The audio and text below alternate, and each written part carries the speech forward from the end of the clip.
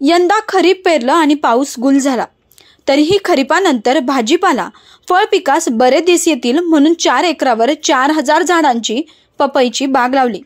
मात्र बाजारात 5 रुपये किलो भाव मिळत असल्याने पिकासाठी लावलेले खर्चही निघत नसल्याने हताश झालेला छत्रपती संभाजीनगर जिल्ह्यातील पैठण तालुक्यातील थेरगाव येथील शेतकऱ्याने पपई पिकावर ट्रॅक्टरचा रोटाव्हेटर फिरवले।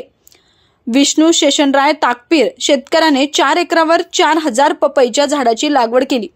उत्पन्न वाढीसाठी त्यांनी महागडी कीटकनाशके खते दिली, परंतु पाणी टंचाई व घसरत्या दरामुळे पपईचा खर्चही पदरात पडत नसल्याने दिसून आले। या शेतकऱ्याने जीवापाड जपलेल्या पपईवर रोटाव्हेटर फिरवलाय। या शेतकऱ्याने खते व बियाणांसाठी उधारी उसनवारी करून साधलेली फळबागा मृगजळ ठरलाय। मात्र लावलेला खर्चही निघाला नसल्याने पपईवर ट्रॅक्टरचा रोटाव्हेटर चालवावा लागल्याचं शेतकऱ्याने सांगितलंय।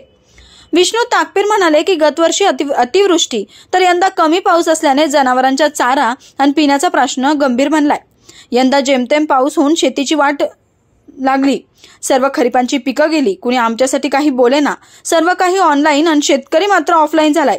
इतकं कष्ट करून आम्हाला कोणी समजून घेत नाही। कधी नव्हे ती होणारी होळपळ व स्वप्नांवर फिरलेलं पाणी पाहून आता शेतीत मजा राहिली नाही अशी खंत त्यांनी व्यक्त केली।